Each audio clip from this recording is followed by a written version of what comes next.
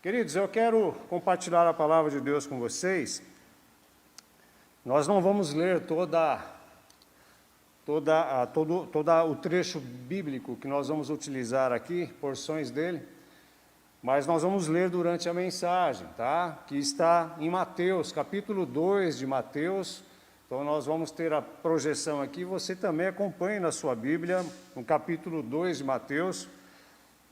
Nós vamos continuar falando sobre Natal, é o mês de dezembro, onde tradicionalmente celebramos o Natal, o nascimento de Jesus Cristo, nosso Senhor e Salvador. E nós falamos no domingo passado,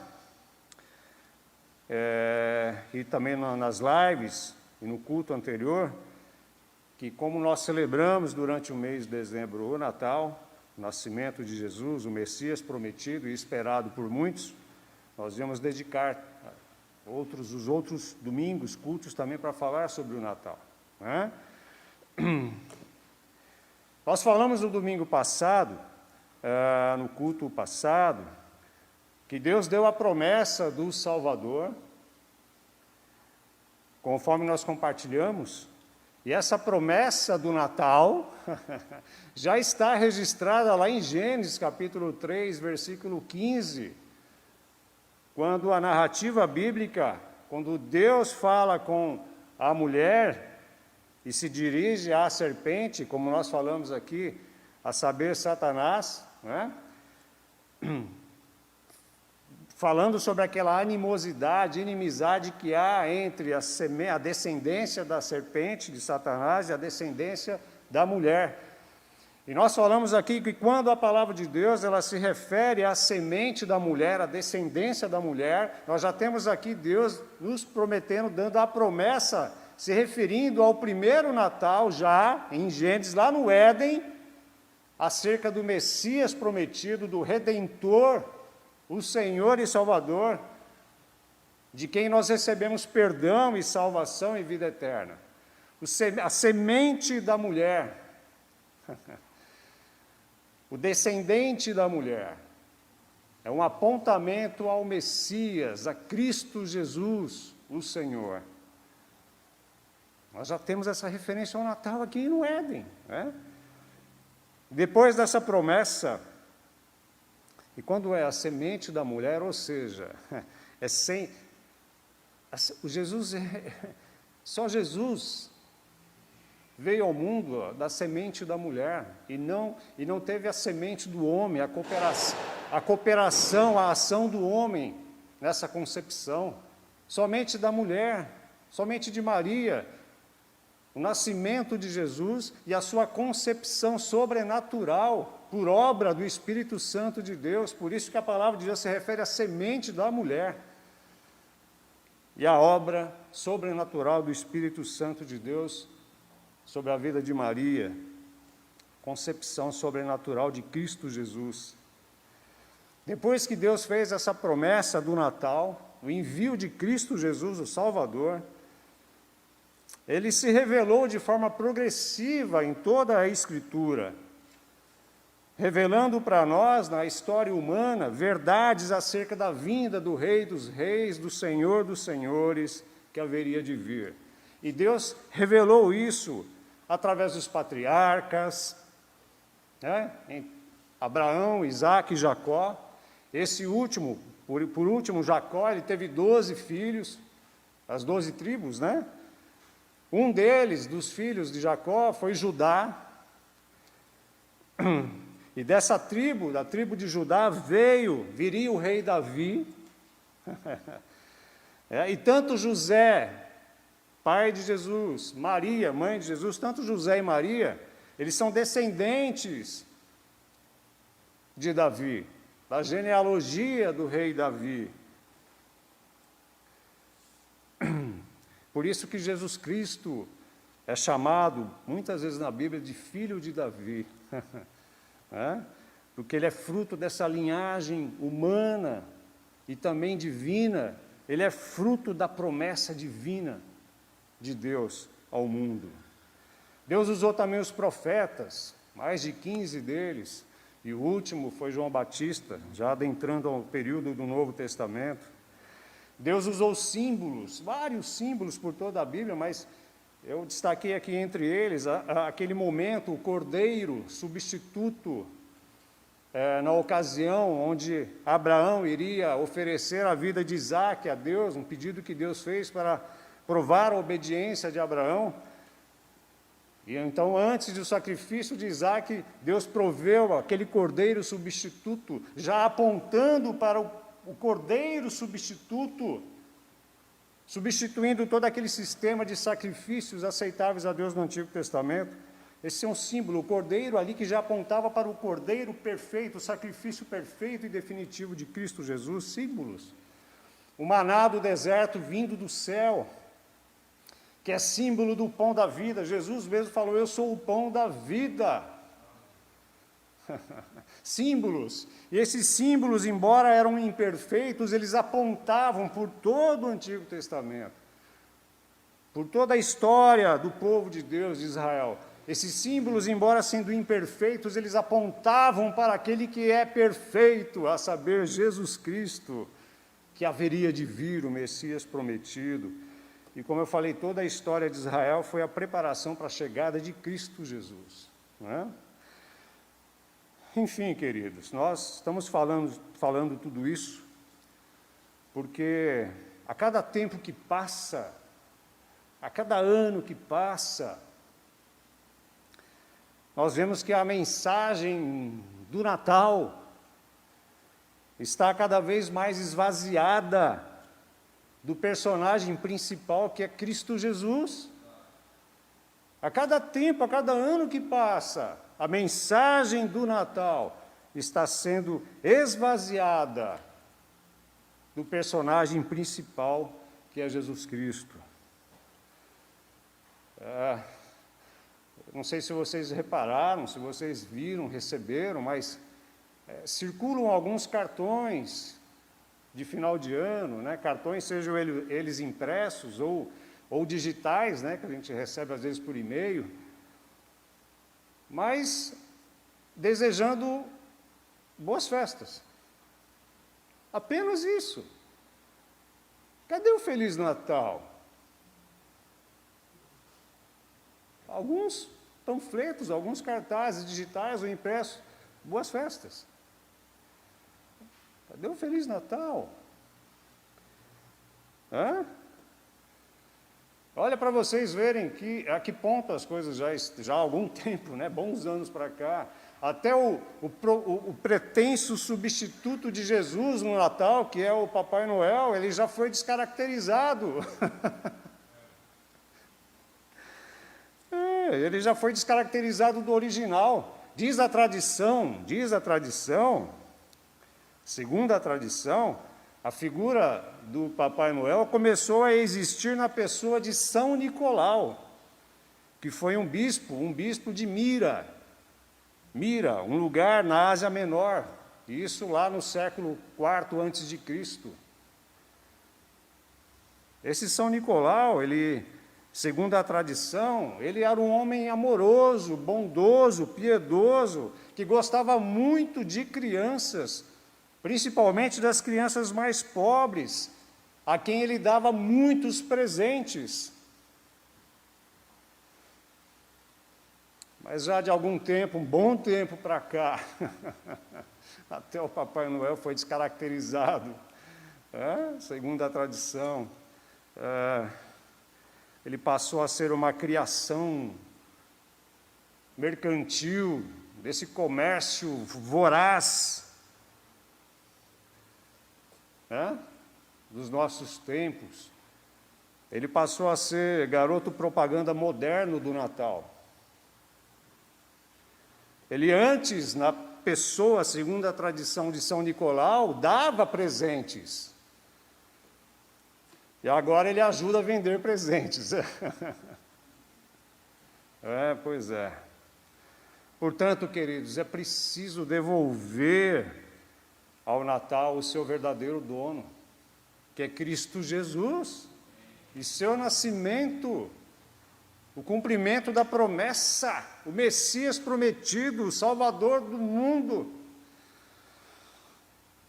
Irmãos, e com base em Mateus capítulo 2, eu quero destacar 3 tipos de comportamento, 3 reações, 3 respostas que marcaram aqui no contexto bíblico e que marcam esse acontecimento singular, único, que é o Natal, que é o nascimento de Jesus, esse acontecimento singular na história.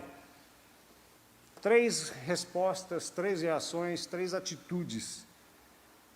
A gente vai destacar aqui que marcaram esse momento bíblico e marcam até hoje o mundo, né?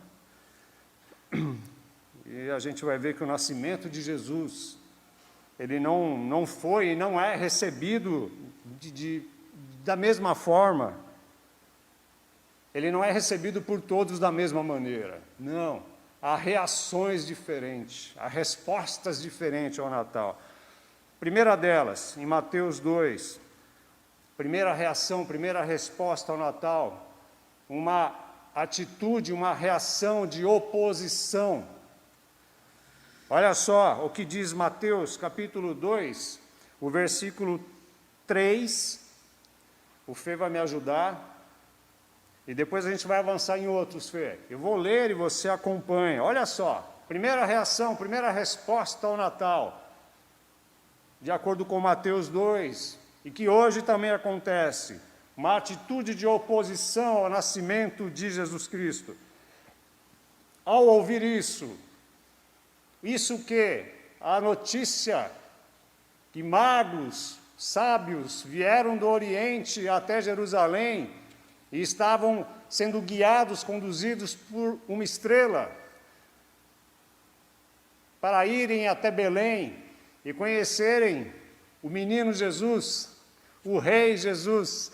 Ao ouvir isso, o rei Herodes ficou perturbado, agitado, e com ele todo o povo de Jerusalém. Versículos 7 e 8. Então Herodes convocou os sábios, os magos, em segredo, e soube por eles o momento em que a estrela tinha aparecido. Vão a Belém e procurem o menino com atenção, disse ele, Herodes. Quando o encontrarem, voltem e digam-me para que eu vá também e o adore. Ô Fê, 13 e 14 agora, por favor. Isso, 13. Depois que os sábios partiram, um anjo do Senhor apareceu a José em sonho. Levante-se, disse o anjo, fuja para o Egito com o menino e sua mãe. Fique lá até eu lhe disser que volte, pois Herodes vai procurar o menino a fim de matá-lo. Naquela mesma noite, José se levantou e partiu com o menino e Maria, sua mãe, para o Egito. Oposição. Uma atitude de oposição. Nós vemos aqui uma reação de Herodes o Grande, uma reação de inveja, uma reação de ódio por parte de Herodes o Grande. Era ele quem governava aquela região, a Judéia, naquela época. E ele se sentiu ameaçado, com medo de perder o poder. Afinal de contas, quem é esse rei dos judeus que tanto estão falando? Essa notícia que chegou aqui com esses sábios, os magos. Ora, como assim rei dos judeus? Até porque esse título rei dos judeus também era atribuído a Herodes. Movido por inveja e ódio, sentindo-se ameaçado, ele articula, até chamando os magos para saber exatamente quando a estrela apareceu, para ele poder medir exatamente onde, quando, a idade desse menino, para adorá-lo, segundo essa dissimulação que está registrada na Bíblia. Não, ele queria matá-lo. E diz que essa notícia, esse comportamento, essa reação do rei agitou toda Jerusalém. Sabe por quê? Porque eles conheciam, os habitantes de Jerusalém conheciam o rei Herodes, a sua crueldade. Só para você ter uma ideia, assim como a maioria dos governantes daquela época, o rei Herodes era implacável.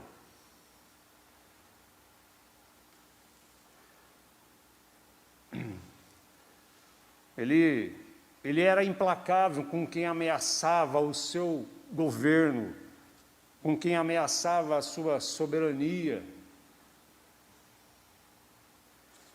Há registros de que ele assassinou 2 de suas esposas, que ele assassinou 3 filhos, que ele assassinou a sogra, que ele assassinou o tio, todos aqueles que se opunham, que se colocavam no seu caminho e que ele achava que estava sendo uma ameaça ao seu poder, ao seu governo, ele eliminava. E de repente ele fica sabendo que vai nascer o rei dos judeus.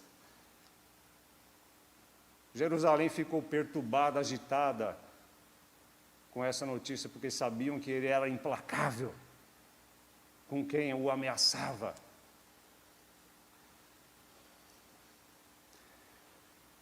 Sem contar os meninos de 2 anos para baixo em Belém, que ele assassinou, conforme versículos 16 e 18 dessa mesma passagem. Oposição, uma reação de oposição ao nascimento de Jesus. Ele não queria adorar Jesus, coisa nenhuma, ele queria eliminar Jesus. Trazendo para os dias de hoje, infelizmente, Jesus também é odiado ainda hoje em dia. A cristofobia é tão antiga quanto o mundo. Existem muitos opositores de Jesus por todo o mundo que querem eliminar Jesus da vida das pessoas. Existem muitos opositores que querem eliminar todo tipo de menção ao nome de Jesus Cristo, querem eliminar todos os símbolos que apontem para Jesus, todos os símbolos que apontem para o cristianismo, querem eliminar, querem tirar da frente. Querem desqualificar a Bíblia como a palavra de Deus, que é a palavra de Deus, querem eliminar isso também, querem desqualificar a Bíblia, dizendo que ela não é, a palavra de Deus, coisíssima nenhuma, ela é apenas um livro de literatura e nada mais. Os opositores de Cristo Jesus ainda existem e vão continuar existindo. E, por fim, odeiam e matam cristãos em várias partes do mundo.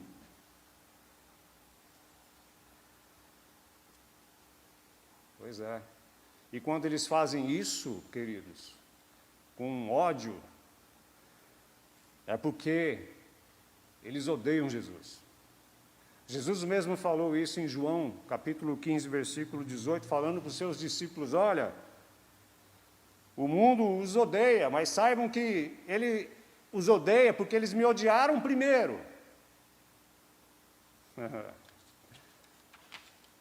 E sabem por que isso, queridos? Sabem por que isso?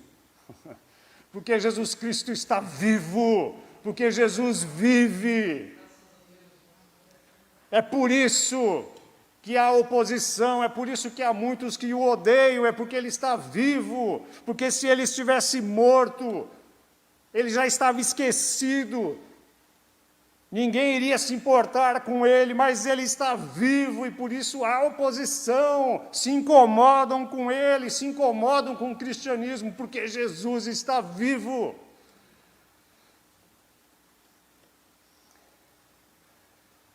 Mas a Bíblia diz que os opositores de Jesus passam. E ele continua vivo pelos séculos dos séculos. Os opositores passam. E ele continua. A rocha. Continua firme, continua vivo para todo sempre. Olha só o versículo 19 e 20. Vamos lá, Fê, obrigado.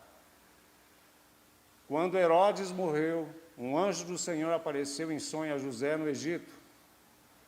Levante-se, disse o anjo, leve o menino e a mãe de volta para a terra de Israel, pois já morreram os que tentavam matar o menino, os opositores passam ao longo da história e Jesus continua e está vivo. Mas vamos à segunda atitude, a segunda reação, a segunda resposta ao Natal.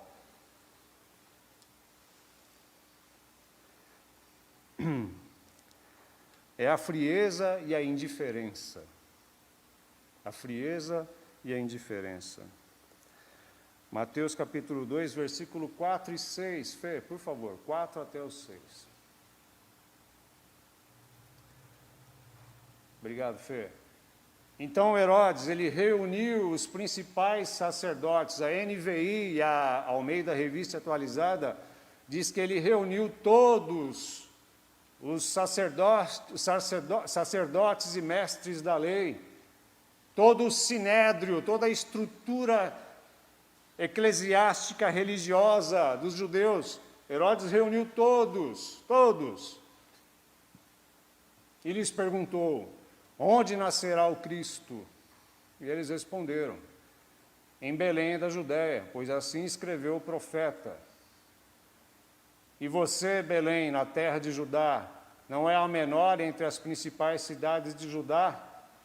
Pois de você virá um governante que será o pastor do meu povo Israel.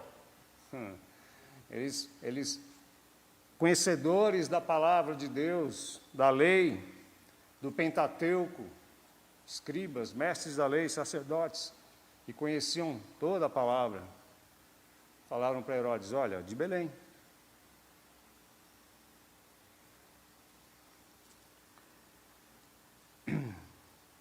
Essa frieza, essa indiferença desses homens, eles eram conhecedores da lei, eram religiosos.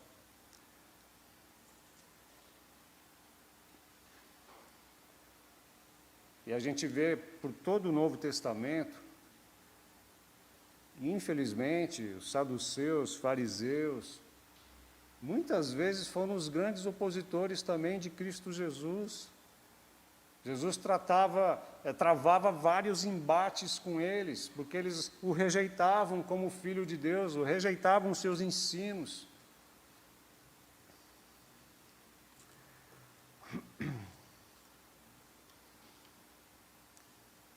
Eles eram indiferentes, frios em relação a Jesus.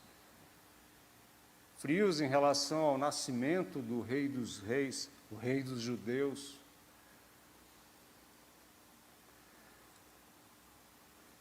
Eles não foram até Belém para ver o menino Jesus, eles não foram até Belém para adorá-lo, eles não foram. E a gente vai falar na última reação, que foi a dos magos, a semelhança deles, eles foram. Eles não foram. Os conhecedores da lei, de todo o Pentateuco, sabiam que viria o Messias, mas foram indiferentes com a notícia da chegada, do nascimento de Jesus, foram frios. Eles esperavam um Messias que se alinhasse às suas expectativas políticas e terrenas. Eles esperavam um Messias que se alinhasse aos seus anseios políticos e terrenos, e se esqueceram da maior necessidade que eles tinham, que era do Messias, Salvador, Redentor, que perdoa e salva o seu povo dos seus pecados, conforme Mateus, capítulo 1, versículo 21, que eu vou ler. Ela dará à luz um filho, e você, falando para José, o anjo falando a José, e você deverá dar-lhe o nome de Jesus, porque ele salvará o seu povo dos seus pecados. Se esqueceram disso, dessa verdade essencial, mas estavam preocupados com outras coisas terrenas, poder político. Infelizmente, ainda hoje, muitas pessoas continuam indiferentes ao verdadeiro Natal, continuam frias na sua reação ao verdadeiro Natal, em relação ao verdadeiro Natal, porque a semelhança deles esperam de Jesus, coisas que Jesus não prometeu. Esperam, têm expectativas e anseios voltados para as coisas aqui e agora. Não têm seus anseios e expectativas principalmente voltadas para a eternidade, para estarem para sempre com o Senhor Jesus.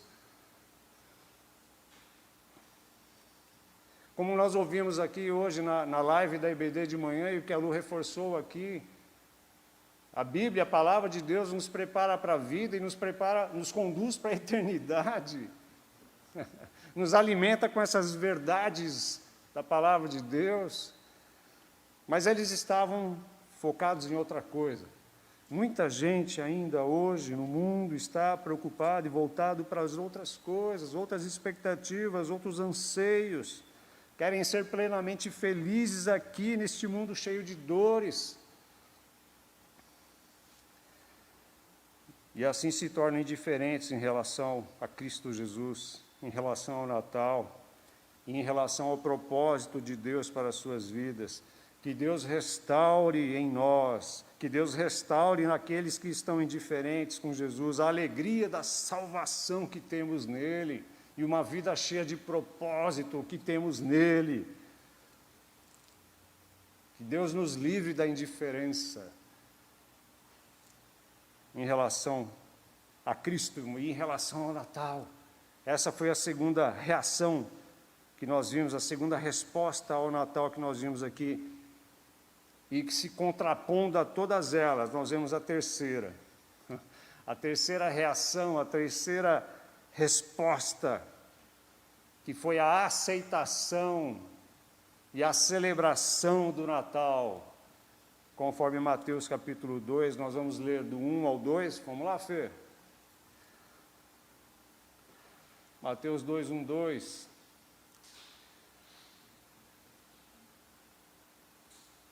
Deixa eu só falar antes aqui. Essa reação, se nós podemos chamar de positiva, mas essa reação cheia de temor e reverência, é representada aqui por esses magos, pelos sábios que vieram do Oriente.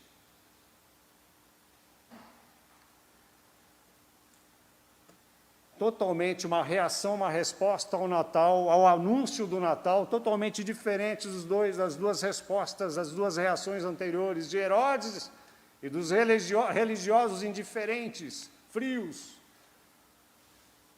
A reação desses magos, desses sábios que vieram do Oriente. Vamos lá, a leitura. Jesus nasceu em Belém, na Judéia, durante o reinado de Herodes. Por esse tempo, alguns sábios ou magos das terras do Oriente chegaram a Jerusalém. E perguntaram: onde está o recém-nascido rei dos judeus?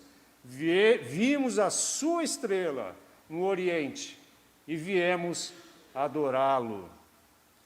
Versículo 9 até o 12, Fê, por favor.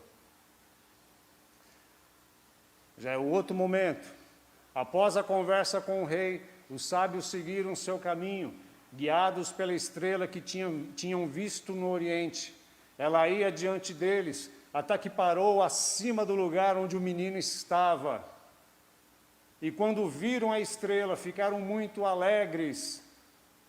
Ao entrar na casa, viram o menino com Maria, sua mãe, e se prostraram e o adoraram. Então abriram seus tesouros e o presentearam com ouro, incenso e mirra. E quando chegou a hora de partir, retornaram para sua terra por outro caminho, pois haviam sido avisados em sonho para não voltar a Herodes. Porque Herodes tinha falado: vão lá, voltam com informações. Por quê? Porque ele queria matar Jesus, Herodes. Que reação que contrasta com as outras reações em relação ao Natal, ao nascimento de Jesus Cristo. Esses magos, esses sábios, muito provavelmente eles eram astrólogos na época. Eles estudavam os astros.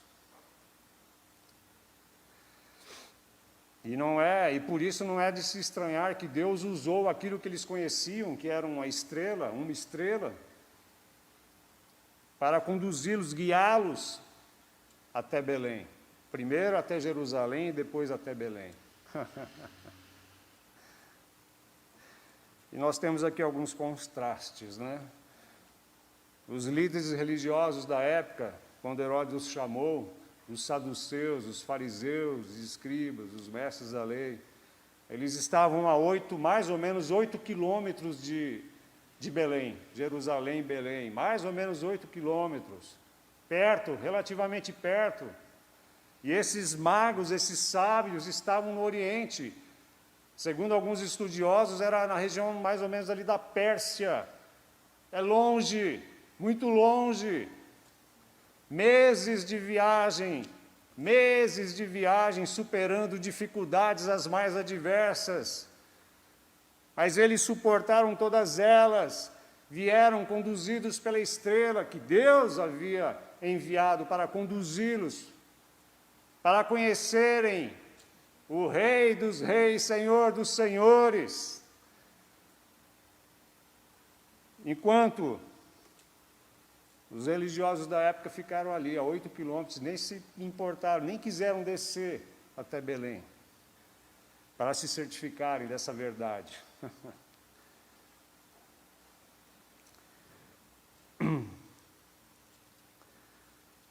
Eles foram primeiro até Jerusalém, lugar de culto, de adoração e de ensino da palavra de Deus. Muito provavelmente queriam conhecer mais acerca do Messias prometido. E foram até lá. E ao contrário da indiferença e frieza de alguns, a Bíblia diz que eles se encheram de alegria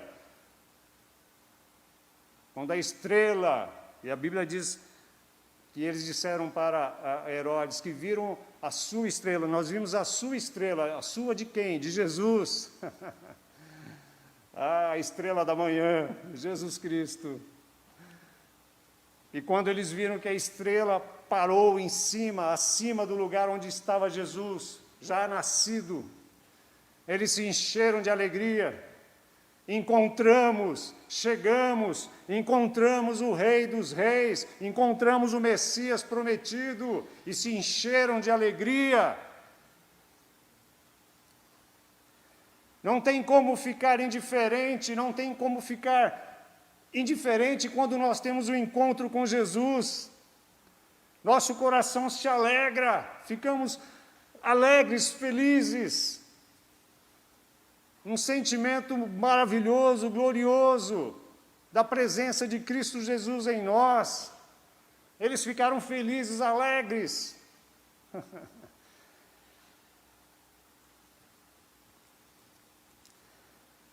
Eu me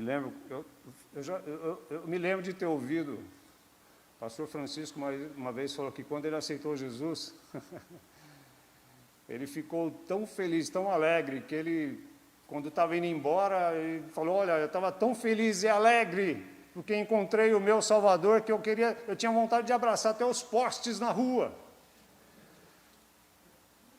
Pastor Francisco, se o senhor estiver nos ouvindo e participando do culto, eu me lembro que você falou isso.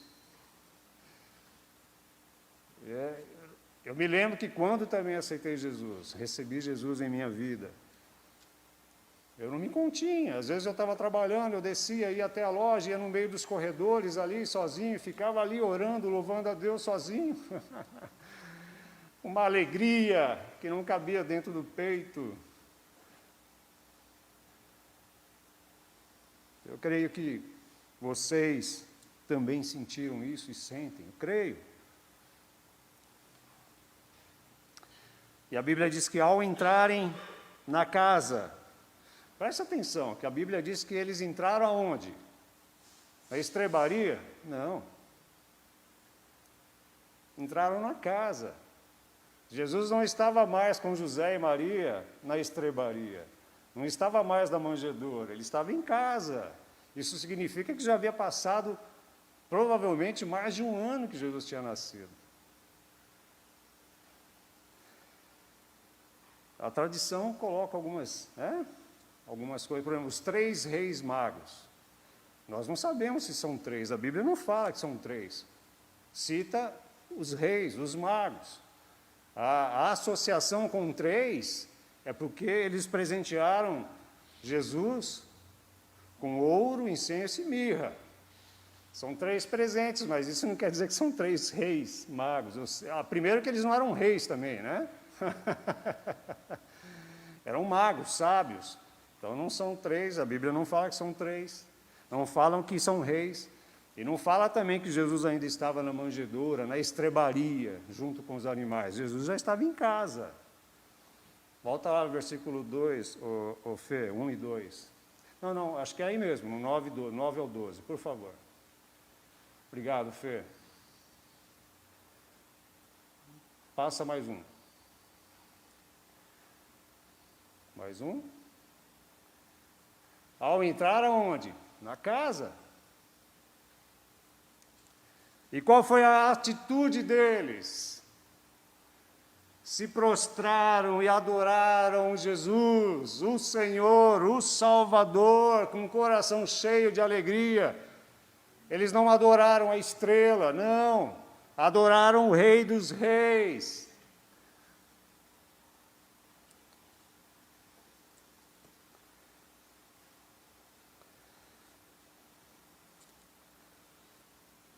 Eles também não adoraram Maria.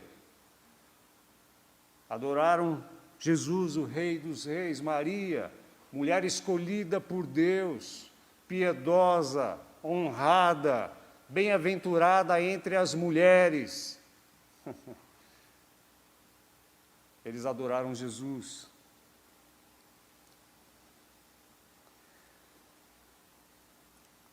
E lhe deram presentes: ouro, incenso e mirra. Queridos, essa foi a atitude que nós queremos ter e esperamos que pessoas tenham em relação ao Natal. Atitude, essa resposta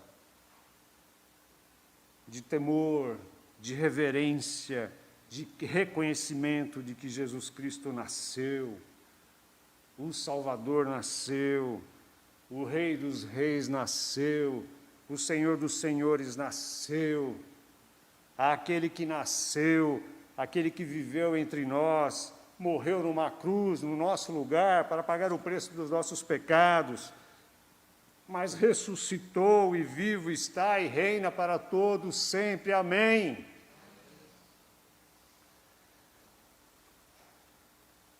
Essa é a atitude que Deus espera de nós, este Natal. Que estejamos com o coração alegre, reconhecendo, adorando o Senhor, porque Ele veio para nos salvar, veio para nos libertar e para nos dar vida abundante e vida eterna. Amém?